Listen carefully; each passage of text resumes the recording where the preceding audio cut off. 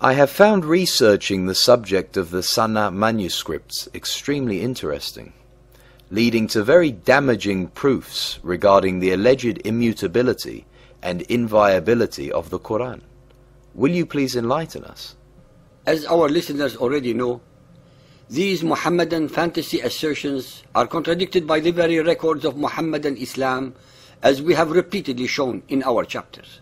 The Sana manuscripts actually put the final nail in the coffin of their deception, as I shall now demonstrate.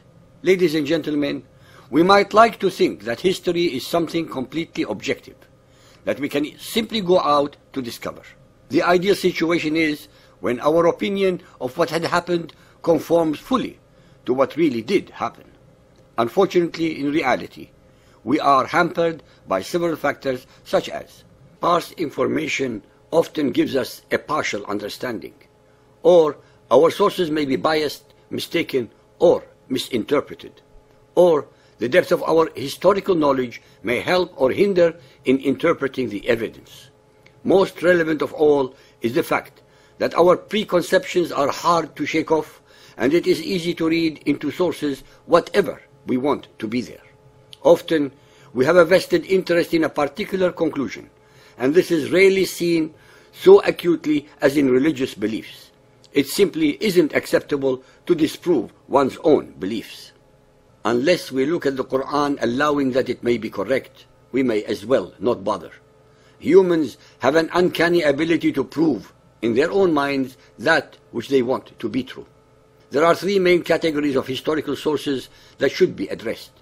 The first is manuscript support.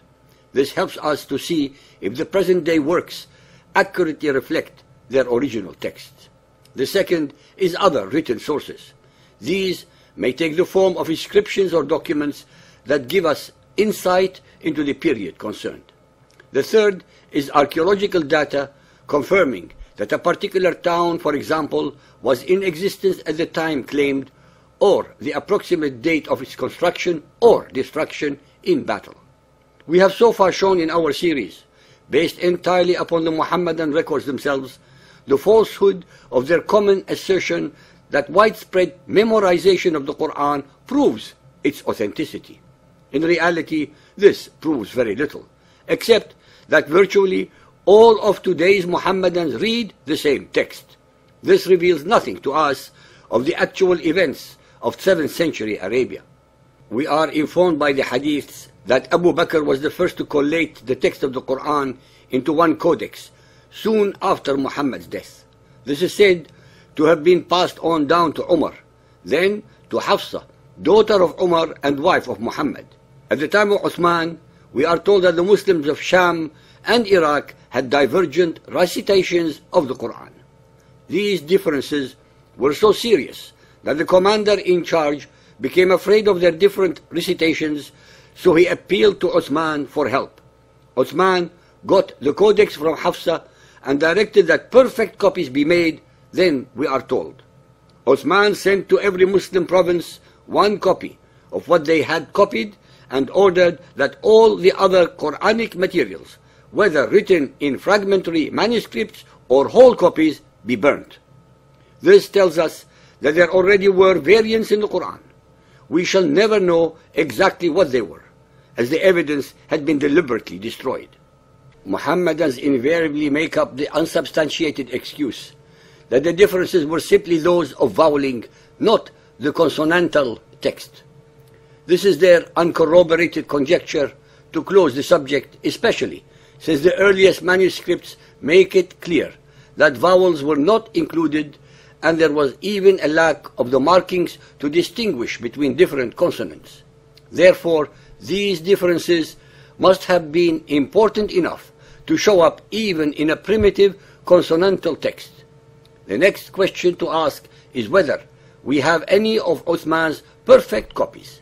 Muhammadans often brazenly declare that there are two. One in the Topkapi Museum in Istanbul, and the second in Tashkent, Uzbekistan. However, most scholars disagree since they date them to the 9th century. Indeed, non-Muslim scholars in general hold that the oldest complete Qur'an is the Ma'il, copy in the British Library dated to 790 AD. In 1972, one of the most important finds of Quranic manuscripts was discovered in the ancient Great Mosque of Sana'a, the capital of the Yemen, while the building was being restored after heavy rainfall. They were hidden in the loft in a bundle of old parchment and paper documents. They were nearly thrown away by the builders, but were luckily spotted by Qadi Ismail al-Aqwa, then president of the Yemeni Antiquities Authority, who saw their importance and sought international assistance to preserve and examine them. Al-Aqwa managed to interest Dr. Gerd R. Puyn, a renowned Islamist at Saarland University, Germany, who was visiting Yemen for research purposes in 1979. He is also a Semitic philologist who specializes in Arabic calligraphy and Quranic paleography. Puyn, in turn, persuaded the German government to organize and fund a restoration project.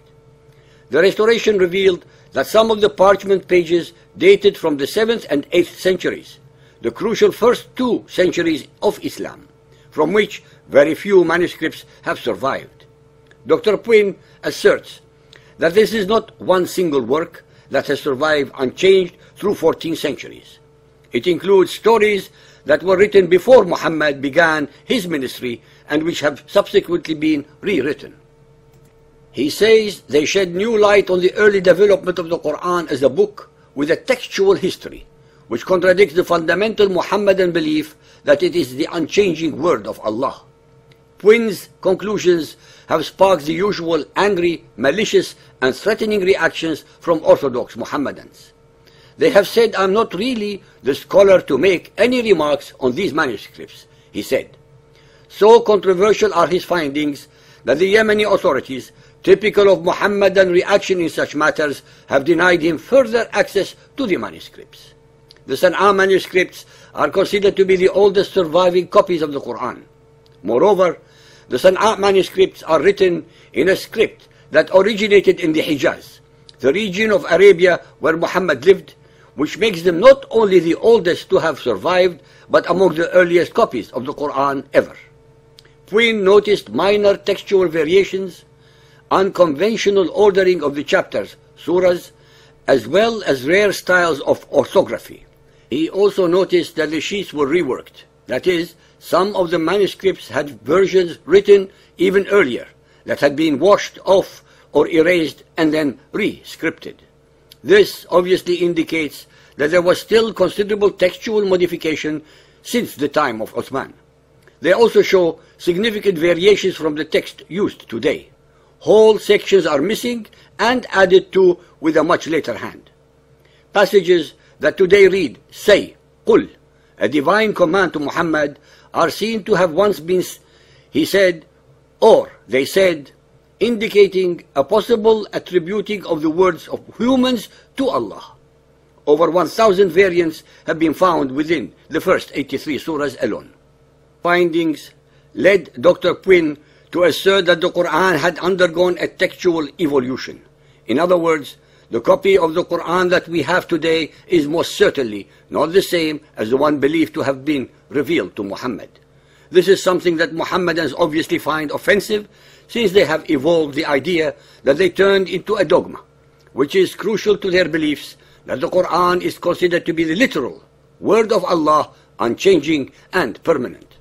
The traditional Muhammadan view holds that the Qur'an was revealed to Muhammad by Allah in segments between 610 and 632 AD.